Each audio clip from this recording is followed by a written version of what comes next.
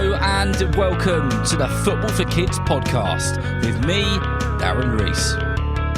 In this episode, we're going to be talking about the Manchester City and England top player, Phil Foden.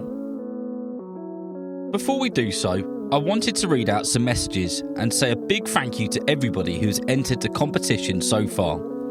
If you haven't entered the competition yet, you still have time to do so.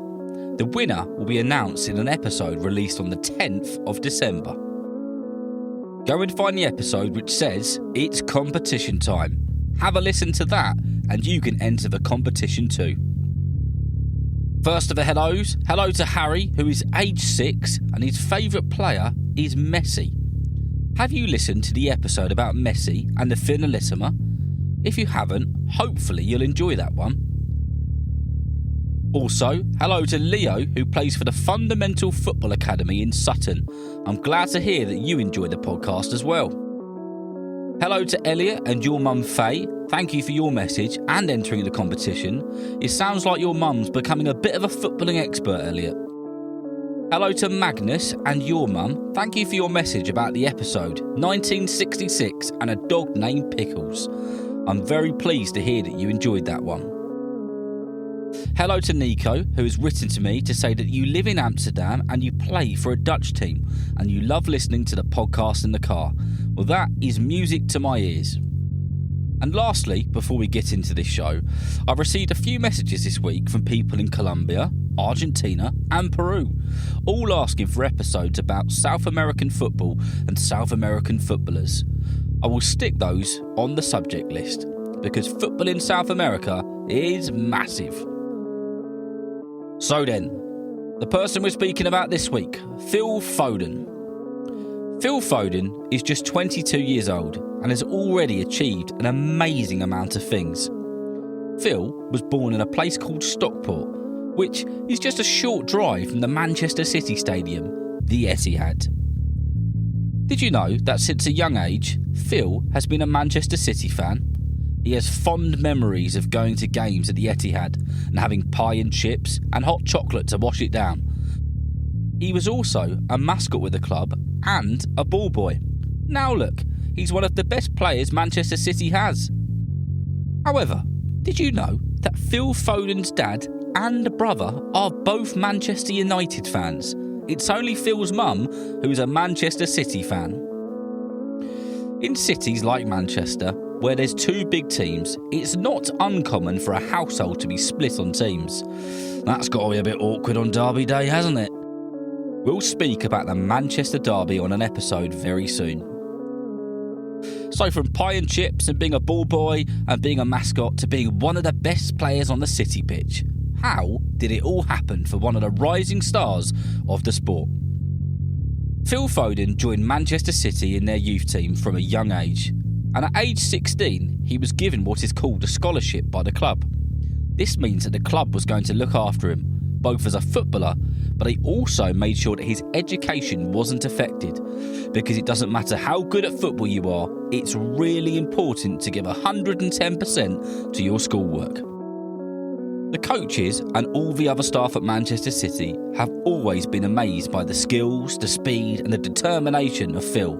And the current manager, Pep Guardiola, who has managed some of the greatest players in the world, said this about Phil. It's a long time since I saw something like this. His performance was on another level. He's 17 years old. He's a City player. He grew up in the academy and he loves the club. He, for us, is a gift. Can you imagine one of the top football managers on the planet saying that about you? What an amazing achievement. In football, you sometimes hear about being a senior footballer or joining the senior team. This is basically what is known as adult football. And at age 17, Phil Foden made his Manchester City senior debut in no other than the Champions League. He came on as a substitute. When Phil was brought on to play in this game, he became Manchester City's youngest player to compete in a European competition in the club's history. A month later, the Manchester City boss Pep Guardiola named Foden in the starting lineup for another Champions League game. Because of this, he made a piece of history again because he became the youngest Englishman to start in a Champions League match. Phil's first goal at the home of Manchester City, the place where he had pie and chips and was a ball boy and a mascot, came in 2019 when Manchester City played Rotherham United in the FA Cup third round. They beat them 7-0. That must have been a very special moment for Phil and his family.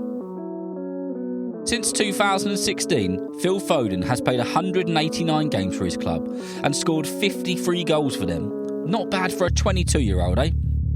Not only has Foden become a super player for his boyhood club, Manchester City, but he has also become a really special player for the England national team. In 2017, England, the under-17s, were in the European Championships against Spain, and Phil Foden scored in that game and was later named the best young player of the tournament. And following on from Phil's non-stop brilliant performances, he was named in the Euro 2020 England squad by the manager, Gareth Southgate. Phil became known in that tournament for more than just being a good footballer. But if you watch the Euros, you may remember him having bleached blonde hair. The reason he did this was because in the 90s there was a player called Paul Gascoigne, who was one of England's greatest players and characters. Phil dyed his hair blonde to look like Paul Gascoigne, who is known as Gazza. And he said in the press conference, "If I could bring a bit of Gazza to the pitch, that can't be a bad thing." I think in a couple of years' time, we'll need to do a Phil Foden Part 2 episode because he still has so many years in football and will undoubtedly go on to achieve so many great things. I hope you've enjoyed listening and learning about Phil Foden's story so far. And remember, if you know someone who loves football just as much as you do, then please tell them about Football for Kids. And whether you're playing football soon, watching it on the telly, or pitch side, I hope you enjoy the game. See you next time. Oh, and a quick one. This one's for the adults. We're trying to get the Football for Kids podcast to as many ears as we possibly can. If you are in a WhatsApp group or a social media group for school or football teams and you wouldn't mind doing me a favour, please let the adults know about the podcast and then they can tell their kids about Football for Kids.